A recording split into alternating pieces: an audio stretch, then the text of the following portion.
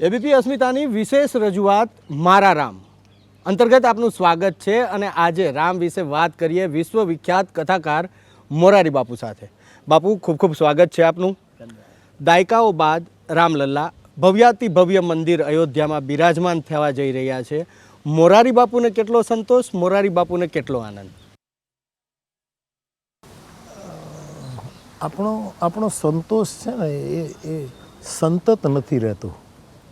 સંતોષ એક એવી વસ્તુ છે કે કાયમ નથી. એટલે ગીતામાં એમ લખ્યું છે, સંતુષ્ટ સતતમ યોગી. જેનો સંતોષ નિરંતર હોય એ યોગી છે. આપણે તો સંસારી લોકો છીએ. એટલે સંતોષની વાત એક બાજુ મૂકી દઈએ. વાતમાં વ્યવહારમાં આપણે કહીએ છીએ કે આનંદમાં છીએ, મજામાં છીએ, એવું કહીએ છીએ, પણ એ એક ઔપચારિકતા. રામ પરમાનંદ સ્વરૂપ છે અને તેથી આ ઘટના જેને જે રીતે જોવી હોય તે રીતે જોવે, પરંતુ મારી દૃષ્ટિએ આ ઘટના મને પરમાનંદ આપી રહી છે. સ્વાભાવિક છે, કારણ કે જેટલા પણ વાર રામનું નામ તમારા મુખેથી નીકળ્યું હશે એટલું લગભગ કોઈના મુખેથી નથી નીકળ્યું. તમે રામ વિશે લોકોને એટલી સમજ આપી છે કે લગભગ કોઈએ નથી આપી શક્યું. અને તમે જ કીધું કે સંસારી છીએ આપણે બધા, તો રામ પણ રામ અવતાર આખો સંસારી હતો. એ રામ અવતાર પાસેથી આપણે સંસારી લોકોએ ખાસ શીખવા જેવું શું લાગે છે? રામ પાસેથી આમ સીધી સાદી બહુ સ્થૂળ રૂપે તમે જોઈએ આપણે, અને જે અત્યારે જરૂરી પણ છે કે રામ પાસેથી, આ તો અનેક વાર કહેવાયેલી વાત છે, દોહરાવું કે રામ પાસેથી આપણે એ શીખી શકીએ કે ભાઈઓ કેવા હોય, એના સંબંધો કેવા હોય. ભગવાન રામ પાસેથી આપણે એ શીખી શકીએ કે પતિ પત્નીનું દાંપત્ય કેવું હોય. એક આદર્શ છે ભાઈ રામ. ભગવાન રામ પાસેથી એ શીખી શકીએ કે પિતા પુત્રના સંબંધો કેવા હોય. ભગવાન રામ પાસેથી આપણે આપણા જીવન માટે કે મૈત્રી કોને કહેવાય.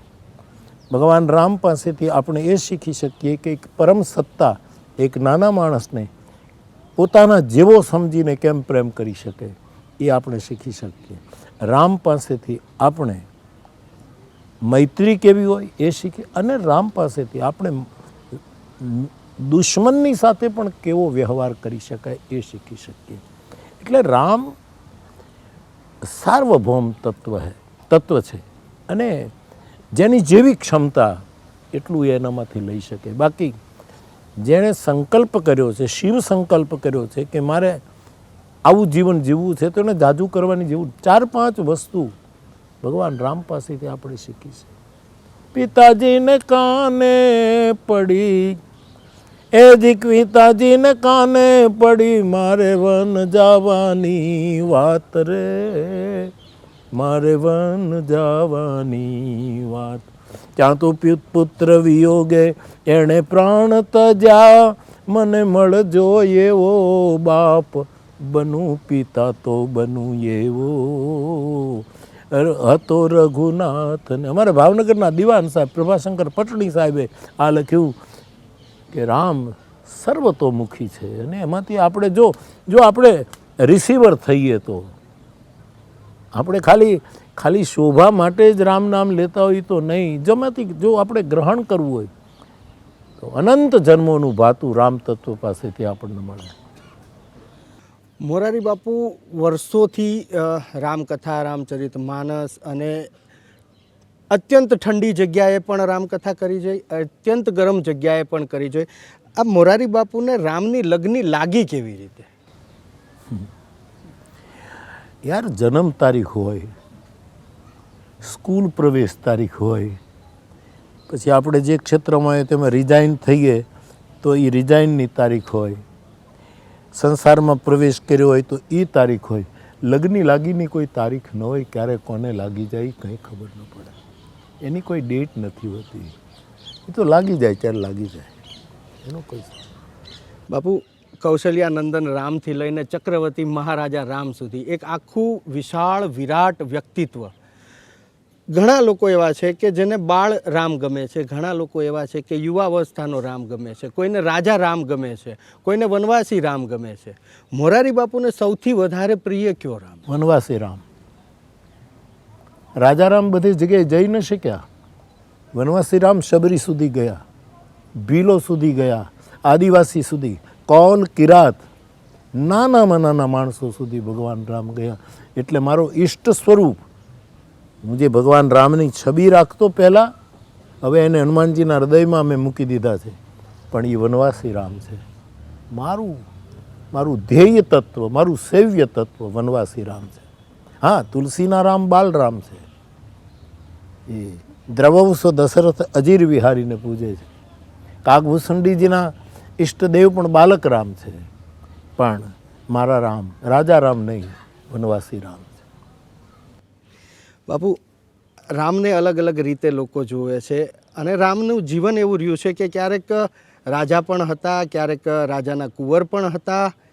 સૌથી વધારે મને જે લાગે છે તમને પૂછવા જેવું કે વનવાસ પૂરો થયો અને રામ ફરી અયોધ્યા આવ્યા, ત્યારબાદ એના જીવનની અંદર જે વિયોગ આવે છે, પત્ની વિયોગ અને પુત્ર વિયોગ, આ અત્યારની જમાનામાં આપણે જોઈએ તો લગભગ લોકો સહન નથી કરી શકતા. એ રામનું પાત્ર અને આજના આ જમાનામાં શું એવું છે કે જે આપણે અત્યારે એમાંથી શીખવાની જરૂર છે? એ વખતે ભગવાન રામને જે કંઈ નિર્ણયો થયા હોય ને જે ઘણા લોકોને ન ગમતો હોય, પણ એ નિર્ણયો રાજા રામના છે. એક આદર્શ પતિ રામના નિર્ણય નથી, એ રાજા રામ. રાજાએ નાનામાં નાના માણસને સાંભળવો જોઈએ. અને કોઈ એવું બોલ્યા એટલે ભગવાન રામને એમ થયું કે રામ રાજ્યમાં એક પણ આવો સૂર ન નીકળવો જોઈએ. આપને ખ્યાલ હોય, ભગવાન રામ રાવણને નિર્વાણ આપીને વિશ્વમાં રામ રાજ્યનું નવનિર્માણ કરવા માટે જ્યારે અયોધ્યા આવ્યા અને પહેલી સભા ભરી, એમાં એમણે એમ કહ્યું છે કે રાજા તરીકે મારાથી કંઈ પણ અનુચિત નિર્ણય થાય, કોઈ પણ અનુચિત મારા મુખમાંથી વાક્ય નીકળે તો રામને બોલતો બંધ કરી દેજો, ભલે હું સમ્રાટ હું. આવી પુષ્ટ લોકશાહી ક્યાં મળશે તમને? રાજાશાહી કહેવાય એક રઘુકુલની. પણ આ રામના શબ્દો, જો અનીતિ કછું ભાખો ભાઈ, જો હું કાંઈ અનીતિ બોલું તો મોહી બર જાઉં ભાઈ. ભય મુક્ત થઈને મને સભામાં ઊભા થઈને નાનામાં નાનો માણસ મને રોકે અને હું એટલા માટે ગાદી ઉપર બેઠો છું કે મારે નાનામાં નાના માણસની મારા કાનમાં વાત સાંભળવી છે. તો એને એવું લાગ્યું. અને એ પ્રસંગની પાછળ આપ સીતાજીનો સંકેત કરવા માંગો છો કે સીતાજીને વનમાં જવું પડ્યું. પણ એ પતિ પત્નીની વચ્ચે જે વાત થઈ છે ને, એ મને તમને ખબર નથી. એ બે જણા શું નક્કી કર્યું છે એ કાંઈ બધાને થોડા કહે. હવે એના માટે તો રામ ભજન વધે અને આપણે ઓગળી જઈએ તો કદાચ ક્યાંક લિંક જોડાય. બાકી તો બધી કોમેન્ટો છે. એ જે રામ ભજનમાં ઓગળવાની વાત કરી તો અત્યાર સુધી હનુમાનજી એ સર્વશ્રેષ્ઠ પાત્ર છે કે જે રામમાં ઓગળી ગયા. બીજી બાજુ રામ ભગવાનની વાત કરીએ તો રામ ભગવાન પોતાના ભક્તો માટે કેવા છે? ભક્તો માટેનો શું ભાવ છે? ये यथामाम प्रपद्यन्ते ताम तथैव भजाम्यहम. ભગવાન કૃષ્ણએ ગીતામાં એમ કહ્યું કે તું મને જે રીતે ભજીશ એ રીતે હું તને ભજીશ. તું મને વેરી તરીકે ભજીશ તો એ તારી મરજી, બાકી તું જે ભાવથી મને પુકારશે એ ભાવથી હું તને. તો રામના આપણી રુચિ વિચિત્ર છે. મારી રુચિ જુદી હોય, આપની રુચિ જુદી હોય. એમાં હમણાં આપે કહ્યું કે કોઈને બાલરામ પસંદ છે. રામ તો એક જ છે, પણ એને લીધે ભેદ ઊભો ન થવો જોઈએ કે બાલરામને માનનારા યુવાન રામની ટીકા કરે તો એક જ રામને કાપવાની વાત છે, એના ટુકડા કરવાની વાત. એટલે જેની જેવી રુચિ, રામાયણમાં લખ્યું છે કે અયોધ્યા આવ્યા ત્યારે દરેક લોકો રામને મળવા ઈચ્છતા હતા.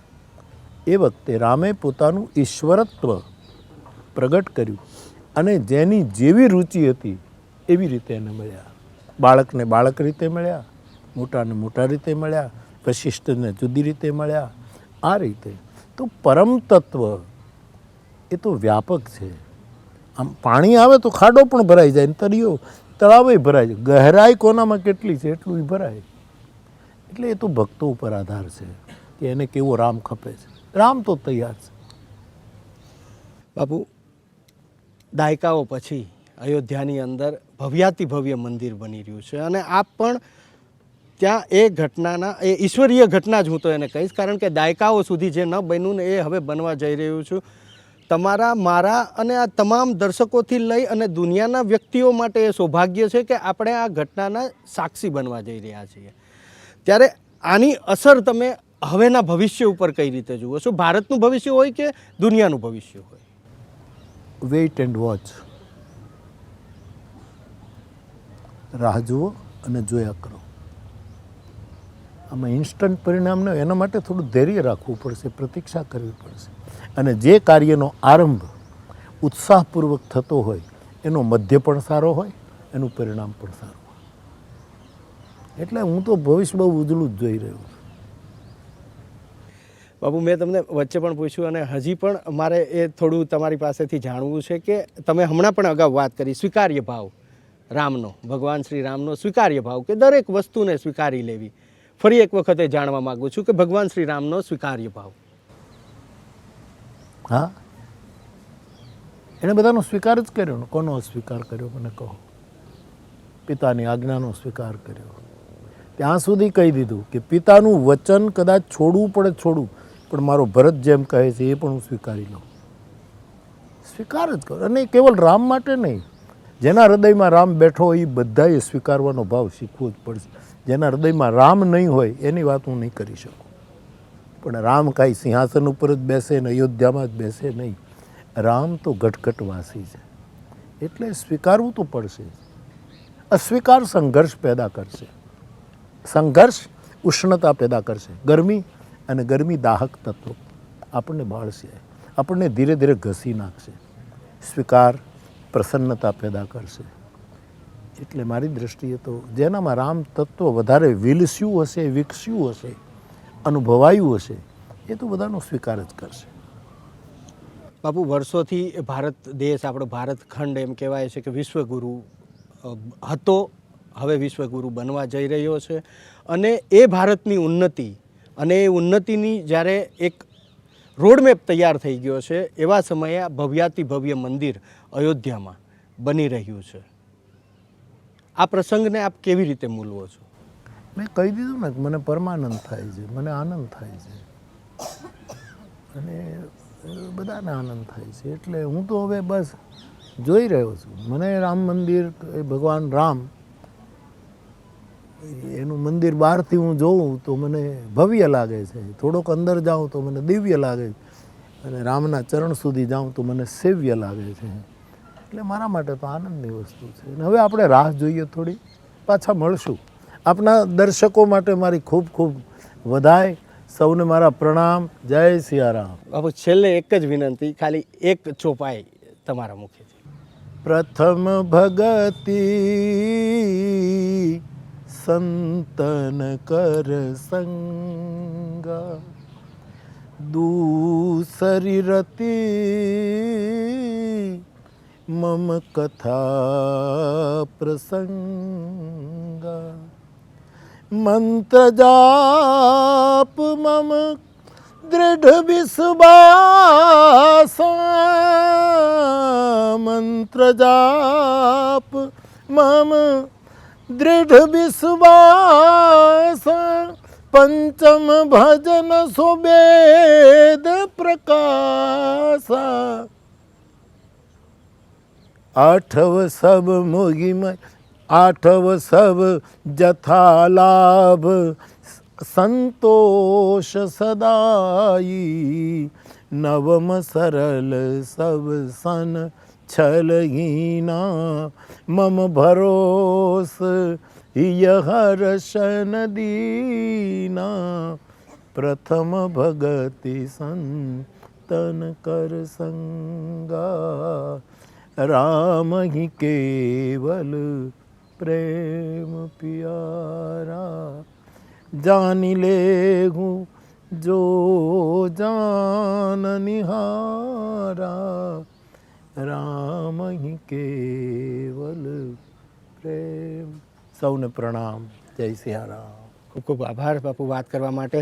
તો આ હતા વિશ્વવિખ્યાત કથાકાર મોરારી બાપુ, કે જેનું કહેવું છે કે અત્યારે પરમાનંદ અનુભવી રહ્યા છે, કારણ કે રામલલ્લા દાયકાઓ બાદ પોતાના જન્મસ્થળ અયોધ્યાના મંદિરમાં બિરાજવા જઈ રહ્યા છે. ન માત્ર મનુષ્ય, પરંતુ આજે સરયુ નદી પણ ઉછાળા મારી રહી છે, કારણ કે એને પણ ભગવાન શ્રી રામના પગ પખાળવા છે.